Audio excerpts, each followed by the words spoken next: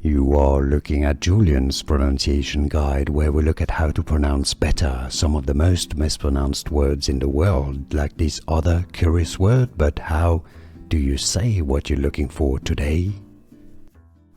Let's learn how to pronounce this name once and for all correctly. This is also a brand name. If you want to learn more brand names, more surnames, stay tuned. I've got more pronunciation videos, fascinating ones for you. It's pronounced in English as British English, Burton.